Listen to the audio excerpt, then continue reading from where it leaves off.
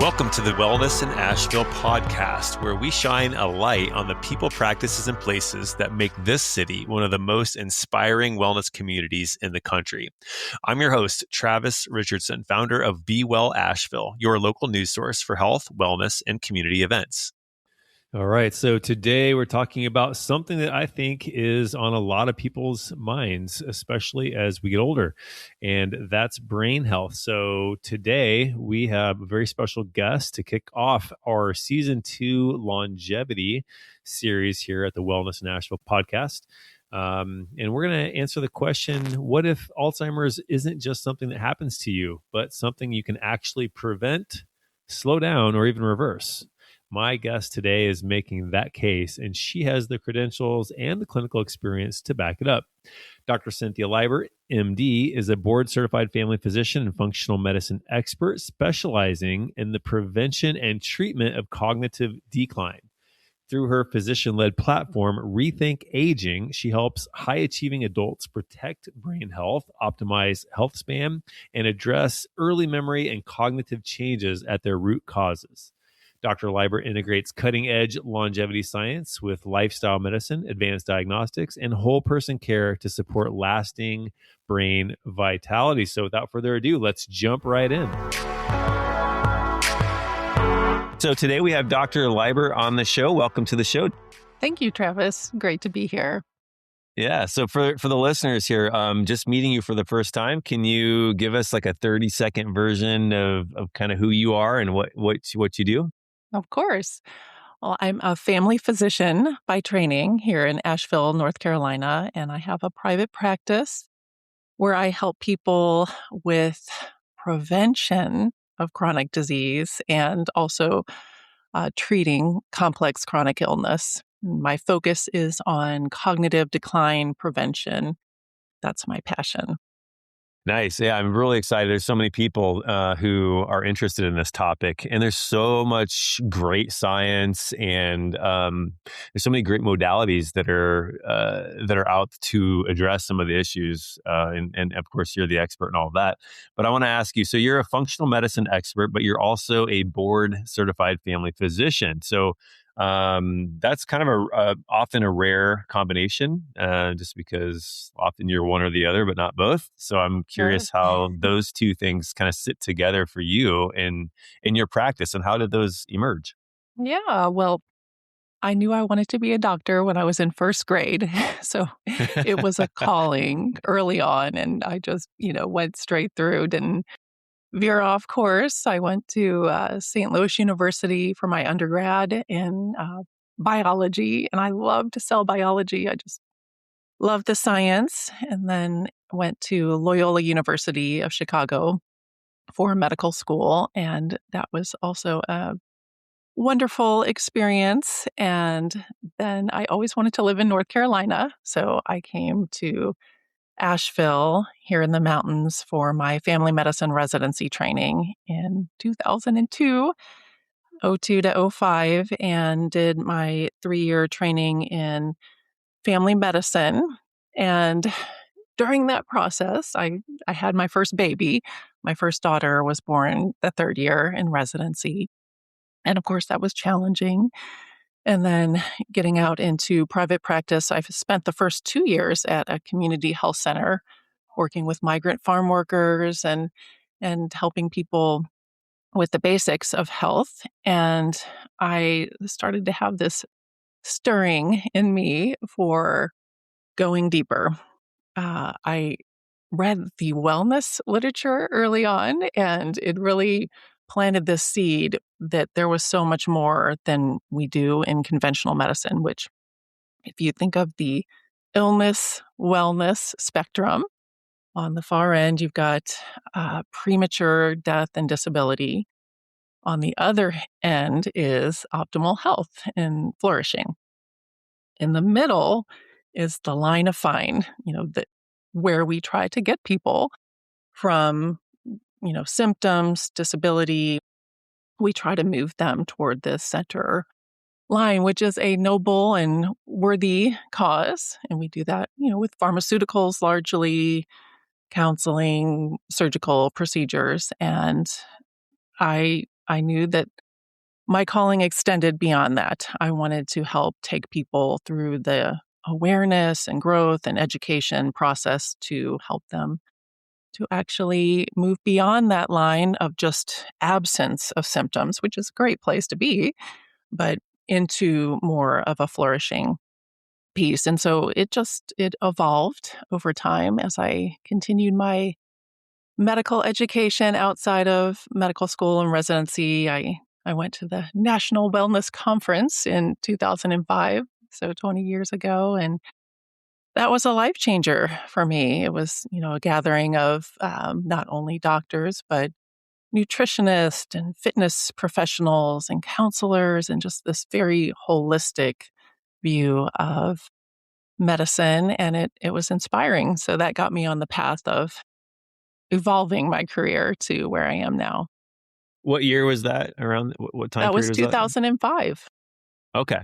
Yeah, because Yeah. then we had talked earlier prior to this call, and had made a note that you were doing lifestyle medicine in Georgia, rural Georgia, around I Yes. think 2010 it was, and that's I'm curious about that experience. And then something happened in 2016. I remember the Uh-huh. date, but I don't remember what you exactly said. So you want to Yeah, elaborate quickly on those sure. two time periods? So I joined up my friend from residency, founded a private practice in rural Georgia in 2007. And so I got to do the full scope of family medicine in terms of hospital work and nursing home and hospice care and working at both the office and the hospital. And so it was very, very full life. I had three young daughters and working a lot. And so I also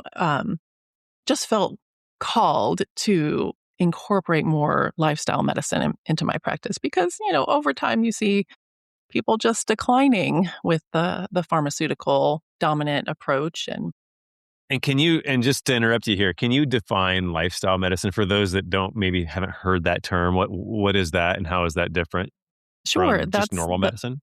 the foundations of health through nutrition, physical fitness, stress management, sleep optimization, those things. And in terms of, we all probably know what to do, but it's the science of behavior change, of helping people start where they are and then walk through a process of changing daily uh, thoughts. It starts in our mindset, changing your thoughts, and then behavior shifting over time and maintaining those changes.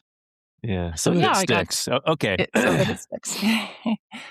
So I really put a lot of energy and effort into bringing that into rural Georgia. It was quite a process, but my patients loved it. I had amazing outcomes with people, having like a hemoglobin A1C of 14. So that's like severe insulin dependent diabetes, being able to actually come off of insulin, which I didn't think was possible, but we, help people. It was amazing. And, people with severe psoriasis, just their skin clearing up after shifting to a Mediterranean diet and adding some foundational supplements like probiotics, vitamin D, fish oil. So it was really powerful, and it led me down a path where I saw the limitations of the third party payer system. This was a passion project where, one day a week I would work with patients with a health coach, a nutritionist, and we would, instead of seeing 25 patients on that day, I would see maybe five or six. It's spend, an hour with each of them. And it was wonderful for the patient outcomes. And the patients loved it and I loved it. But for the bottom line, it didn't compute. And so that, spurred me on to try to evolve my practice in a way that allowed me the freedom to spend time with people to do this deeper lifestyle medicine work. Yeah. We're in season 2 right now, and the topic is longevity. And so I chose you specifically because I wanted to talk a lot about brain health and longevity as it relates to disease processes that we're all too familiar with, like Alzheimer's and such. So we're going to get into that. That's the rest of the conversation will be about that. But I'm curious how you found yourself in that domain and why you have a strong focus there today in your Yeah. practice. Well, I've always been drawn to brain health, mental health. I think in part because I'm a female and I'm a good listener, and people tend to just open up to me and tell me their challenges. And so as a family doctor, I did a lot of mental health care, but I never thought about cognitive decline prevention as even something to aspire to, because what we're taught in medical school, that Alzheimer's disease is this mysterious disease, neurodegenerative process that sort of it there's no cure, no way to prevent it. And so I was pretty deep into integrative and functional and lifestyle medicine by the time I learned of Dr. Bredesen's work in 2016. I had closed my private practice in Georgia and moved back to Asheville area. My mom had cancer at the time, and so wanted to be near her, and that gave me the opportunity to do a deep dive into Dr. Bredesen's work in 2016. And that just blew my mind that he had all these case studies of people who had or mild cognitive impairment or early stage Alzheimer's disease who actually halted the disease process and in many cases actually reversed. And I got to see the case studies, hear the testimonials of people, meet his research team, and just hear the whole approach. And so it was like a light bulb went off for me that this systems biology approach that I've been doing for years for everything else, that I could actually apply this to something so terrible as Alzheimer's disease. And so that shifted the trajectory of my career. Hmm. Dr. Dale Bredesen has a framework. In my research, I thought the most interesting thing is that there's all these subtypes, and there's like many different ways Alzheimer's may develop in terms of like the components or what goes into it. Um, and we'll talk about type 3 diabetes here in a bit as Hmm. to what that means for the listeners. We'll go into that. But he also has other things like inflammation, infection.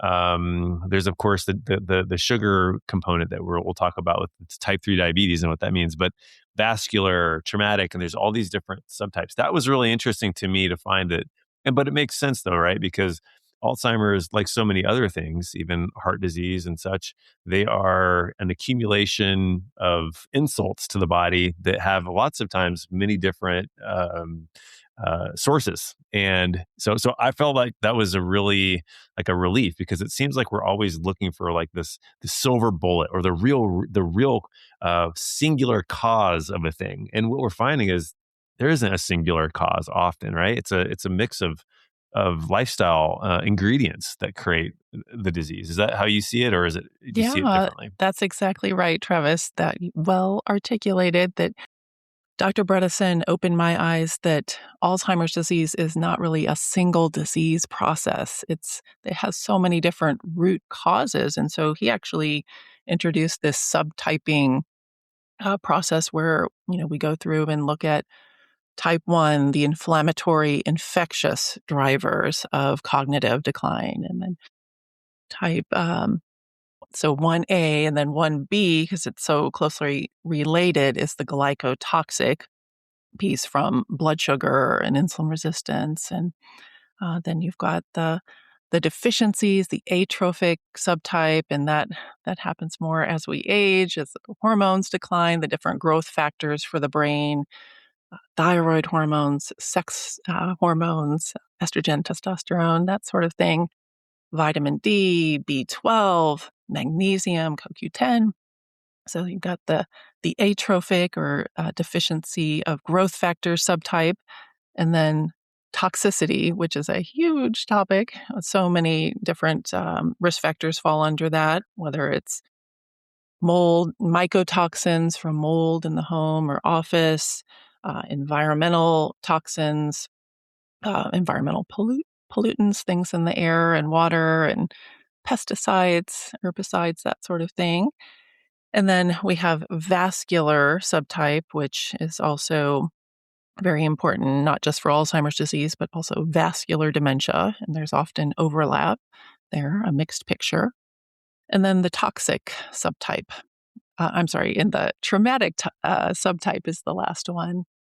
And that can be either physical trauma, concussions, head trauma, or emotional, psychological trauma, abuse, which is unfortunately very common. And so that's what I do for all my patients, whether they're 14 or 74. When I meet with a patient, I'm always keeping track of their risk factors in these different subtypes. And it helps me to know how to personalize their care and help with prevention. Do you do a functional medicine test to identify these kinds of things so that you understand like a baseline for folks, or does that come in later, like after you start working with them? Yeah, so I do the whole spectrum. We do a lot of extensive intake questionnaires just so we know background on someone and all the symptoms they're dealing with, all the different life events, toxic exposures, and traumas. And then I get the privilege of sitting down with people for 2+ hours for new patient consultation. So we go from preconception, what they know about their mom's pregnancy, all the way up to present day, looking for Nice. I want to stop you right antecedents. there. I got to stop Sure. you right there because I want the listeners to hear that again. Did you say 2.5 hour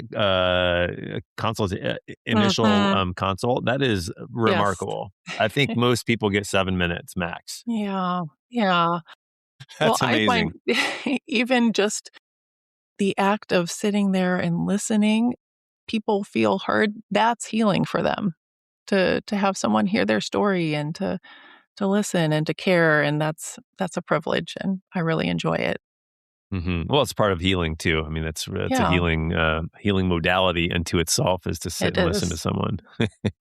Well, question here on so of those subtypes that you mentioned, all those different subtypes, I guess, what do you see as the most common one showing up in Western North Carolina? Stay with us. We'll be right back. Hey, quick break before we jump back in. If you're enjoying this conversation and want to go deeper, I want to give you something. We put together a free download with exclusive discounts from all of our season 1 wellness experts. Places like Drip Sauna, Asheville Salt Cave, Still Point Wellness, and lots of others. Real discounts from real local practitioners in here in Asheville, completely free just for being a listener. And here's the thing. Once you grab it, you are going to get to be first to know about some pretty exciting things that we have coming up, including a brand new longevity course we are building specifically for this community. And I think you're just going to love it. Just head over to bewellasheville.com/podcast. Check this episode's show notes, and inside will be a link to grab your discounts. Now let's get back to the conversation.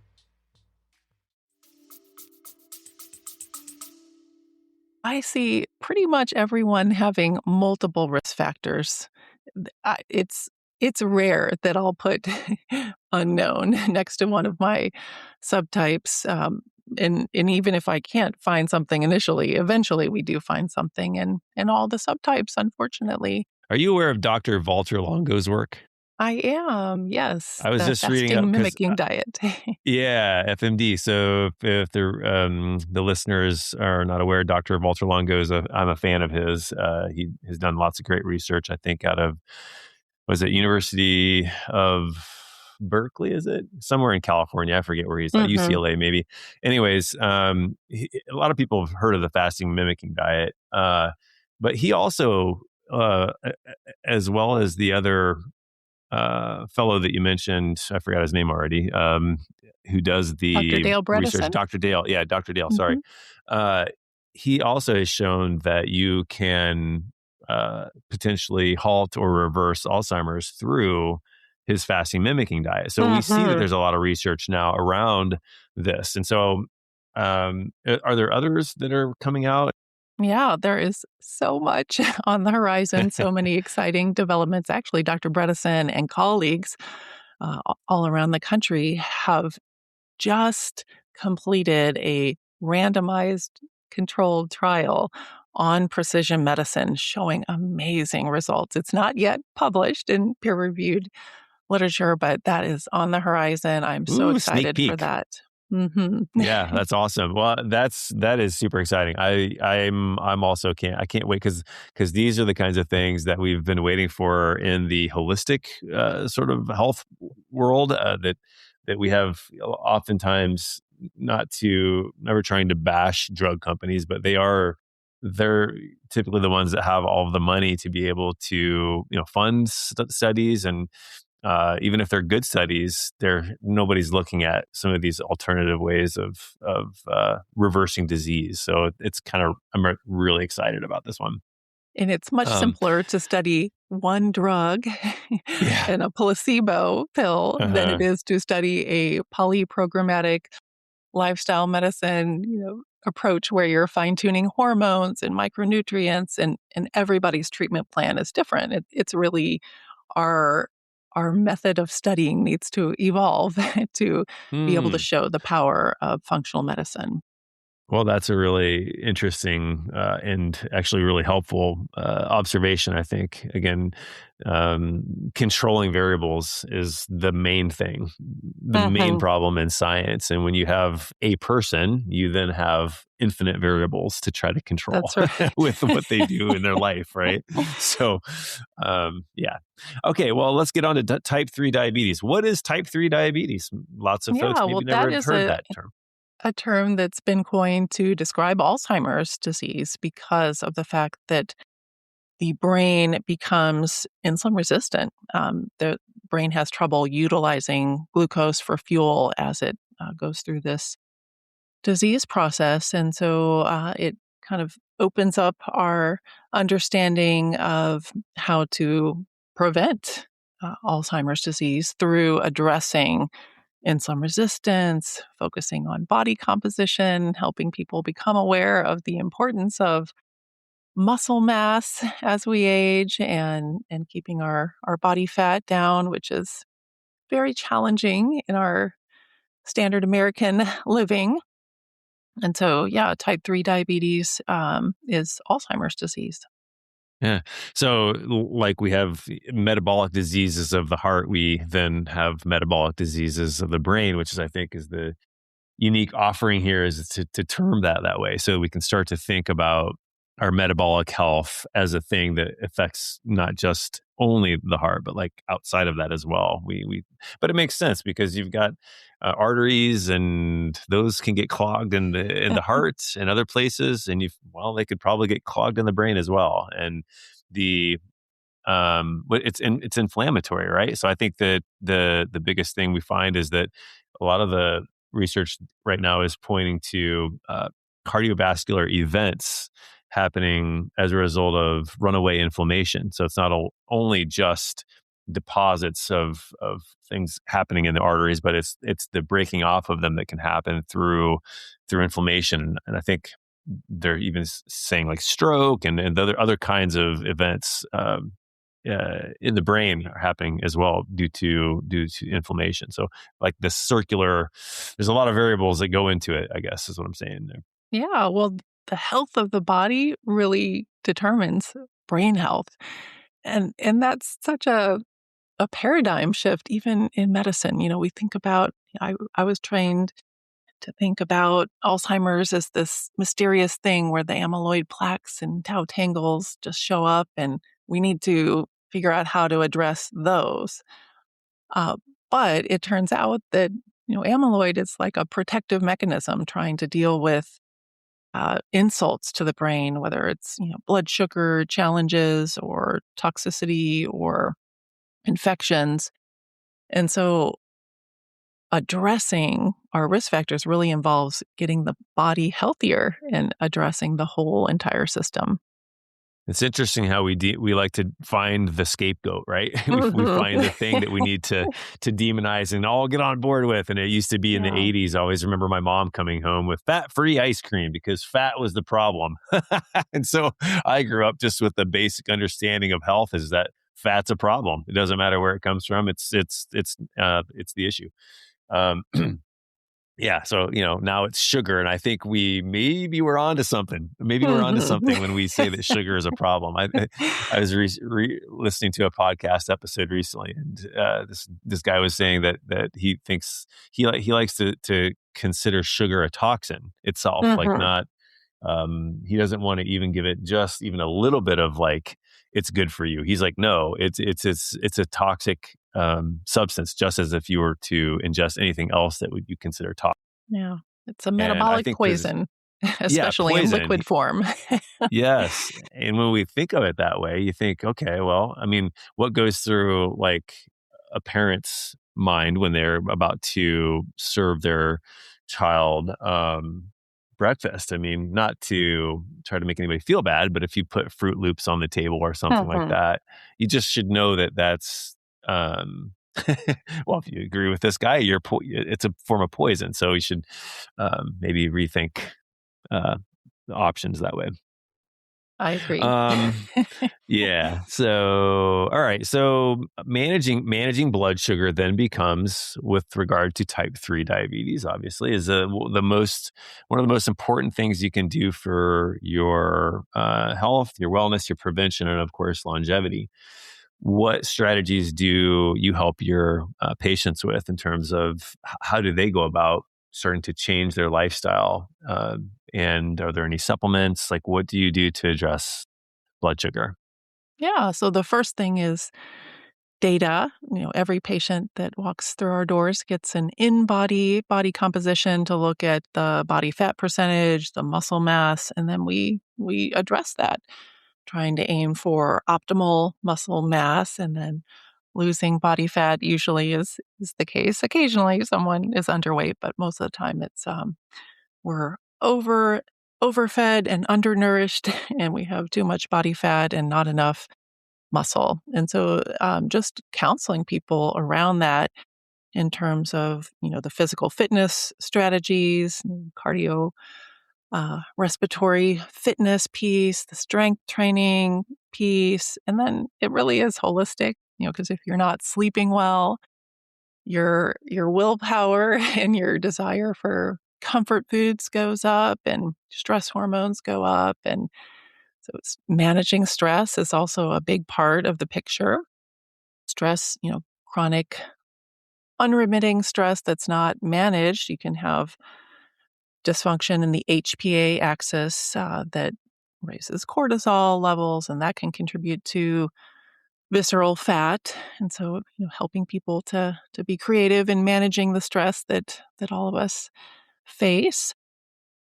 Addressing the gut microbiome is really key. Our gut's like a garden, and when you have a dysbiosis, an imbalance in the bacteria in the microbiome, that can actually set you up for insulin resistance and blood sugar issues. So, feeding the gut healthy foods and maybe some probiotics or different herbals to soothe the lining and help with inflammation in the gut, that can help with the type 3 diabetes. And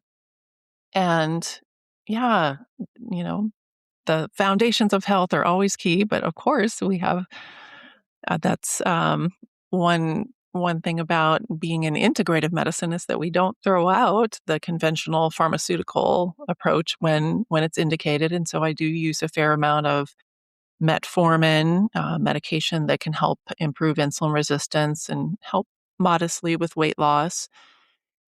And the newer GLP-1 agonist medications have been very, very helpful for people with prediabetes, insulin resistance, obesity, and can have some positive side benefits for, inflammation in the body and cognitive health, autoimmunity. So there's a lot of tools that we have. Yeah, metformin has been in longevity news quite a bit. I know one of the studies talked about it being, oh, for let me try to get this right. Diabetics who took metformin showed increased chance for life, reduced chance for all cause mortality, and I believe enhanced lifespan potential. I'm being pretty vague there, but I remember there being something about above and beyond just somebody who wasn't taking metformin, I guess. And I'd have to go in and clarify this up, and maybe I can put it in the show notes. But uh, it was showcasing that metformin was so powerful in the overall longevity of people that they were saying that if you have diabetes, because like talking to my mom, for instance. So my mom is pre-diabetic, and she was considering getting on metformin, whether or not she should. And of course, I'm not a doctor. I can't tell her one way or another, but I can say that there's been some beneficial outcomes for those that needed it and went on it. And I said, because of that, if it were me and I were sort of in the same scenario as her, dealing with blood sugar that was really hard to control through other means, I, based on the data that I had read, would have no problem taking metformin if it were appropriate. My doctor, said yes, but I thought that there was some really, but it just outlines how powerful it is to control your blood sugar, how important it is, because you're getting these other beneficial things showing up in the research when you do that. So Yeah, in the properly selected patient, it can be really powerful in terms of it being, a geroprotective molecule for someone without prediabetes or diabetes. That's definitely hotly debated, and I think the verdict is still out on that. But certainly, if someone has a condition that would benefit, I do use it as a tool. Unfortunately, it can have some side effects, GI side effects, especially, diarrhea and flatulence and heartburn, those sort of things. But we start low and go slow. And a lot of times people are able to tolerate it. yeah, I like that. You said what I was trying to say, not so elegantly, which is that geroprotective. That was the word I was searching for. Mhm. All right. Well, you've got the three pillars that you center your work around. Those are risk factors, epigenetic inputs, and the third one is, of course, my favorite, having fun. Yay! So yeah, I love that. I think that is brilliant. And I'd like you to go over the first two, kind of just describe what those are, why they matter fairly briefly, and then of course get on to the having fun one, because I think that's Yeah, where the real super. juice is. Well, thank you for asking about that. The subtypes of risk factors I mentioned early on from Dr. Bredesen's work, that's where we use everything from history, physical exam, vital signs, brain MRI if indicated, to conventional lab testing, and then functional lab testing to gather data to understand where people fall with their risk factors. So that's an important first step to understand where you are. And then the second pillar is to optimize our epigenetic inputs. And I love the term epigenetics. It's such a beautiful, hopeful science and discovery that we're not locked into our genes, that we actually have some degree of control over how our genes express themselves based on our environment and the decisions we make in terms of the people we surround ourselves with, the thoughts we allow to dwell in our brains, and nutrition, stress, sleep, all the foundations of health impact our epigenetic expression.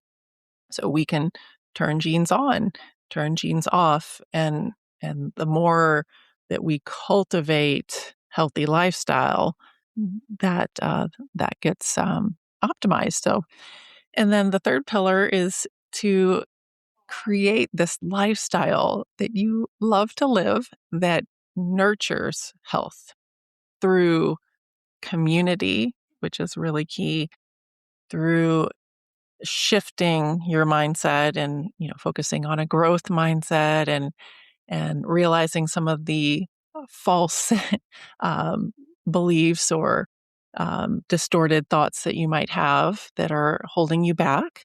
And then just leaning into the science of behavior change and setting up little micro habits to shift you in the direction that you want to go. And so that's my passion. That's, our whole process is identifying risk factors, helping people optimize them, and then bringing in the support, the community, the coaching, the mindset shifts and habit change to help them actually do it, but do it in a way that's not sucking the life out of you. Yeah. And it's been, a decade of working with Dr. Bredesen's protocol and trying to help people address this, terrible neurodegenerative disease. And that can generate fear for people when either if you have family history and you're worried about, going down the same path that your parent has, or if you're having symptoms, it can, generate a fear response and people can start to be compelled by fear to make changes, but it doesn't last and it's no fun. And so I try to bring joy and lightness and fun and meaning and purpose into the process because ultimately that's what that's what we're trying to do is to be good stewards of our body so that we can feel well, that we have energy and vitality, that we can do the things that we are designed to do, that we feel called to do and serve others. Yeah, well said. I think we're all really hard on ourselves and we Mhm. have such high expectations of ourselves, and that can be pretty damaging. And then, of course, yeah, we are often isolated, feel alone more and more, actually. Which is, of course, why I think it's great. We'll talk more about your Rethink Aging platform because I think that's a solution to some of that, especially when you have folks that are kind of interested in the same topic. And I think groups like that where they can come together and have some shared meaning, shared purpose, shared understanding. I think that's really great. Um, and we also know that community is huge in for longevity. We see all around the world, if you were to look at the blue zones, those places in the world where people live the longest, there's some form of built-in community. In the West, we've had, whether you call it a privilege or not, I'm not sure, but the privilege of being able to financially separate from one another and create our own homes and have our own cars and have our own cell phones so that we can Mhm. be in our own rooms and have our own meals and uh, all these ways that we've financially been able to kind of become separate are now really hurting us in a lot of ways. So Yeah. anyways, that's another topic about that. But I wanted to get to your view on midlife because I think that is, as you call it, the critical time period. Um, can you talk to us about that? I mean, you don't want to wait until you're 80 plus to start changes if you can. And now, if you are 80 plus, it's never too late to make improvement. That's for sure. But Sure. what about this midlife as being a critical window? What does that mean to you? Yeah, absolutely.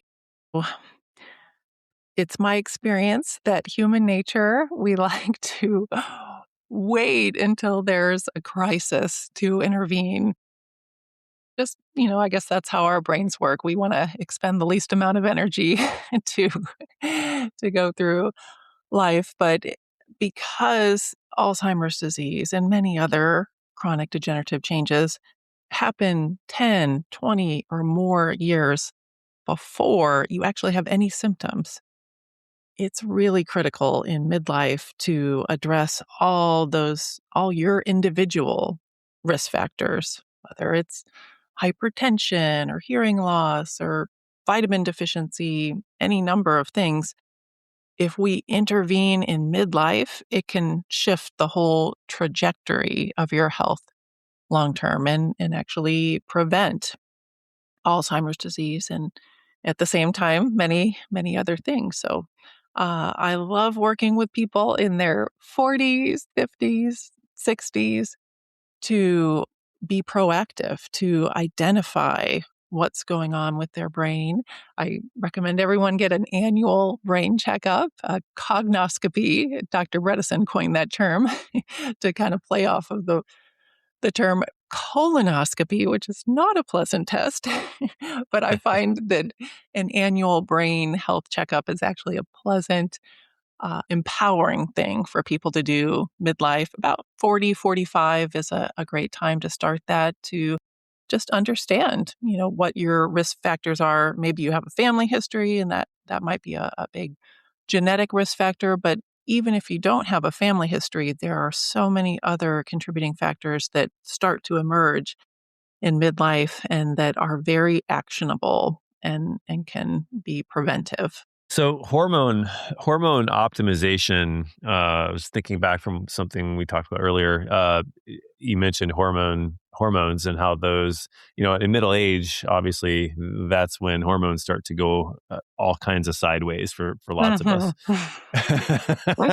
um, and so that becomes something that's really on folks' radar in middle age.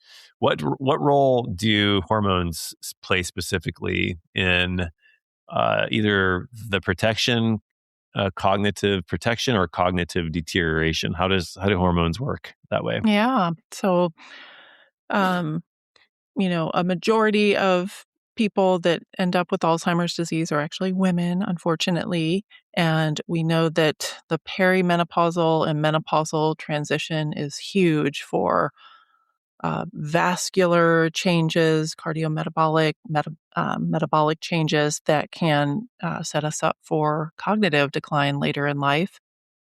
The the body is covered in estrogen receptors. The brain is covered in estrogen receptors. And so when you have that, period, usually starting in the 40s, where there's a decline in estrogen, that can start the disease process. And so in all my patients, I check estradiol, DHEA, progesterone, testosterone, thyroid hormones, stress hormones, and make a plan to address them. Not always bioidentical hormone replacement therapy, although we do a fair amount of that, but there are many lifestyle measures, herbal, nutritional support that can help with our hormone balance. And in men, we don't want to leave the men out.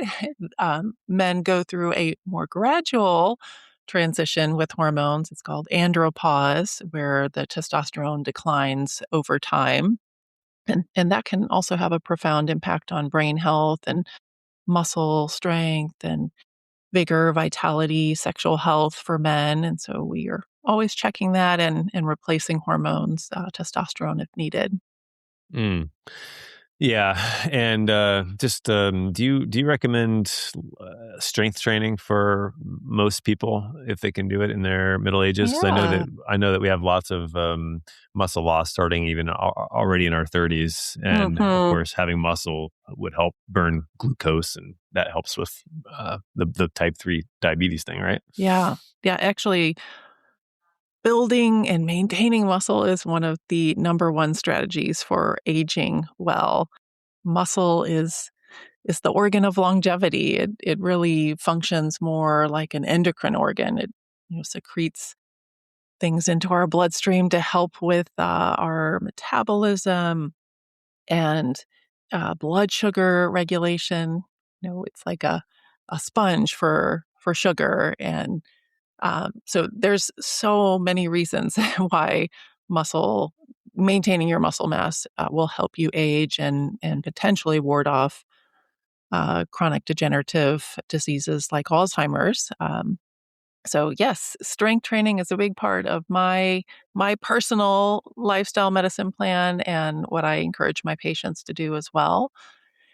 It there's a mindset shift that needs to happen often, and people tend to be resistant to that unless they've had a history in athletics or fitness. They think of like, I'm not a gym person. But the reality is that we're meant to be moving and bending, twisting, lifting, pushing, pulling, carrying heavy things. That's how we maintain our health. And since we tend to have a more sedentary, comfortable life in the modern world, we have to purposefully stress our body and do strength training to keep ourselves healthy and well as we age. Yeah, I always tell people like, look, if you don't want to go to the gym, there's other ways you can do things at home. You can Hmm. do things in nature. Like if you're me, I actually like to, sometimes I'll just go find it sounds funny, but I'll go find a tree branch and I'll just hang from the tree branch and just like, feel Super. you know what I mean? And I'll do little Uh-huh. pull-ups on them, or and so I kind of integrate it into spending time outside and being in nature. And I think having a way, finding a way. Maybe people would listen to this podcast while they're at the gym. Hey, so now you're Uh-huh. doing something Uh-huh. that's you enjoy while you're doing something that maybe is a little less enjoyable. But yeah, however you do it, yeah, I always recommend people please consider consider finding a way to do strength training. Especially like again, I mentioned my mom who is she at the same time she's becoming pre-diabetic, which I think we've made a lot of progress um, in that way. Part of that also is that there's a sarcopenic element, so her losing muscle, right? So these things are happening at the same time. So you've got to really kind of combat them with whatever you have, proper protein and whatnot. Um, Okay, so I think we've covered a lot. I want to hear more about your Rethink Aging platform and community that you have. What is it? What's it like to be a part of it? And what's the future of that for Well, you? thank you for asking, Travis. Yeah. So last year, I founded my own YouTube channel. It's called Rethink Aging with Dr. Libert, and it's just to put some education out there in the world and help people with their mindset and inspire them around healthy habits and give some education around the approach to cognitive decline prevention and treatment. So that's a free worldwide resource. And I also wanted something that I could share widely that wasn't dependent on my medical license in the states where I'm licensed, which is in the Southeast. So I founded the Rethink Aging community that's available to anyone in the United States, where we do a biologic age test to see our biologic age versus our chronological age and our pace of aging. And then each month we have a longevity topic that we meet online together live for a master class, and we do a Q&A, and then there's also a community forum that's private and we all interact there. So it's a way to just uh, dig in and engage with a group of people that are highly motivated, educated, proactive about their brain health. And I come from a Christian perspective, and so it also brings in the faith component, which I find to be very helpful for people to be able to incorporate that, to see not we're not just chasing after health just for vanity or just to randomly live longer, but we're doing it to try to be good stewards of our body and to show up well and love and serve others. And so it's a beautiful community. Invite anyone to join who wants to be a part. And then, of course, we have my clinical work where I see someone one on one for that 2.5 hour visit to learn about you and to formulate an initial plan diagnostically and therapeutically. And then I have just launched a very structured program for a prevention tract. We call it the Brain Health and Longevity Membership. And that's where you get an annual cognoscopy with me, along with a whole slew of laboratories. And you get a lot of intensive coaching I have a functional genomics coach in my practice, and she meets with people once a month within that program, and then a wellness coach that helps with meal planning, and I prescribe the therapeutic diet, and then she helps with the planning and the shopping list and things like that. We also have a weekly functional fitness class, a corrective exercise class, which is fantastic. We do soul care once a month, so it's very holistic, designed to address the whole person.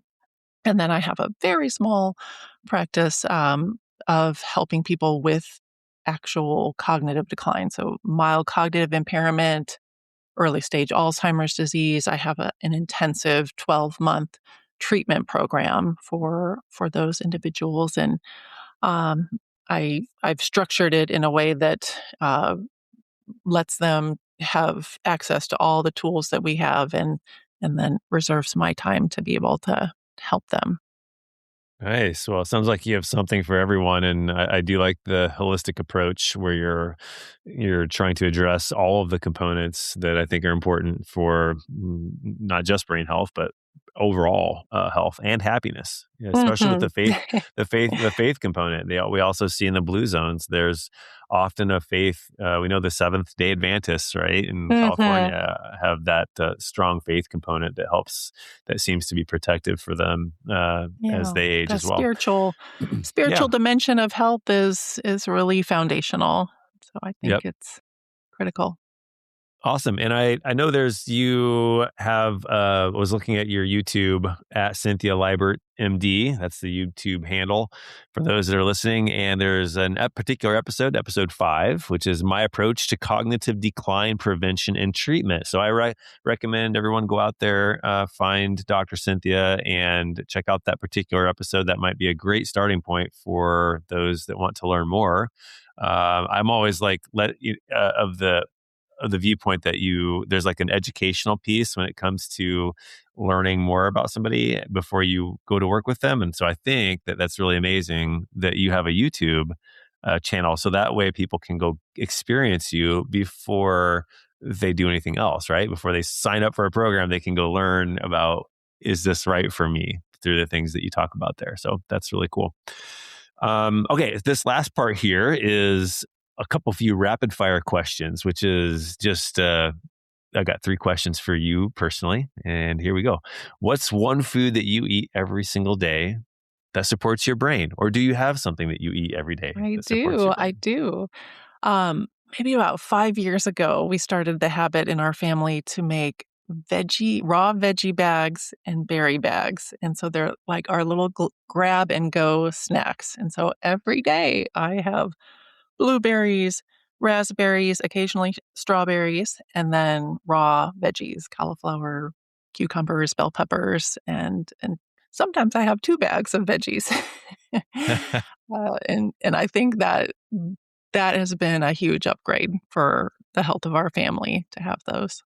So smart. Yeah. Food prep is everything. Sunday is like Mhm. our day for food prep. And yeah, I'm a nuts and seeds kind of prepper. I like Yeah. to have a specific amount of nuts and seeds of various types as well. Okay. One habit or practice that you think is underrated for longevity. Yeah. Sabbath. Taking at least one 24-hour period to unplug from your computer, your cell phone, to just be out in nature, to dwell on spiritual things, to do reading, to be with your family, to have fun.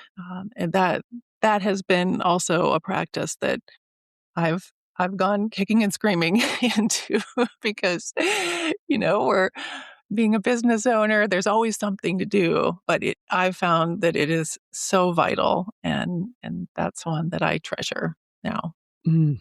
Nice. How about one book that has changed how you think about aging or medicine or brain health? Well, there's so many. I'm a bibliophile. So, it would be hard to narrow it down to one. Of course, the Bible What's the is my most recent? foundational book. I'm reading like 5 books right now. I'm reading Jeez. a book by Dallas Willard called Renovation of the Heart or something to that effect right now. And it's about all the components of the human person, our soul, mind, body, spirit, and it's really profound. And then I've recently read a book by Dr. Ariana Malloy. She's a PhD in communications, and it's called Healthy Calling. And it's about how to find meaning and purpose in your work without burning out. And the her key message is that it's about humility. She brings in that virtue as opposed, to look at burnout through that lens, and that's been just a really powerful insight.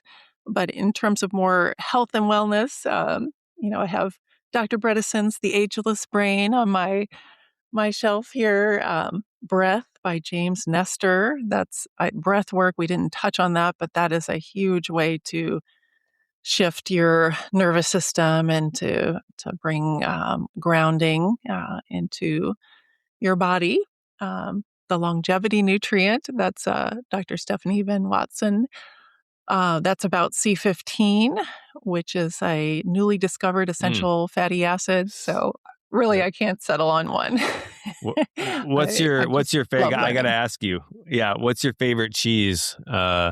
Do you have a favorite cheese that contains that cheese? Well, because that C15 is a saturated fatty acid, and there's cheeses. Are you aware of like the best cheese, or do you have a cheese that contains that you eat specifically to get that? No, I know C15? Whole milk is a good source of C15, but of course there's some other, some inflammatory challenges with whole milk, and it doesn't. A lot of people don't do well with milk due to lactose intolerance. I don't try to supplement with cheese. I use the C15 product. There's a blood test. You can check your levels to see if that's something you're deficient in. And so I use that targeted supplementation. But I love all cheese. I just try to eat it in moderation because the calories and trying to maintain my weight. Well, Dr. Libert, it's been awesome chatting with you today. I think there's a lot more we could talk about, of course, and maybe we'll do another episode down the line. Is there any final words that you have for the listeners? Anything you'd like to finish up with? Yeah, well, I think that there's always hope. Even if you have some early symptoms or if a strong family history of cognitive decline, there's always something that you can do to improve your health and to shift your trajectory. And so, just tending to yourself, don't stick your head in the sand, get a brain checkup in midlife and just really lean into community and fitness would be my parting words. Yeah, I love that. Thanks for being on the show today. I really appreciate you and your perspective and everything that you're doing for the community in Asheville and beyond. Appreciate you. Thank you, Travis. Appreciate it. That was Dr. Cynthia Libert. And I don't know about you, but I feel like my whole perspective on brain health just shifted. The idea that cognitive decline is not inevitable and that we have real tools to protect and even rebuild brain function is honestly one of the most powerful things that we've covered on this show today. Okay, so head over to caringforthebody.org to learn more about Dr. Libert's practice and her upcoming brain health and longevity membership, which is launching this spring 2026. You can also find her on Instagram at Dr. Cynthia Libert or YouTube at The Joy Prescription. Thank you for listening. You can catch the next episode while hiking up to Craggy Gardens, walking your dog through Carrier Park, or cruising down the Blue Ridge Parkway at Golden Hour. You can check out more Asheville wellness news and events and join our newsletter at bewellasheville.com. And as always, thank you for being the best part of our wellness community. And until next time, be well.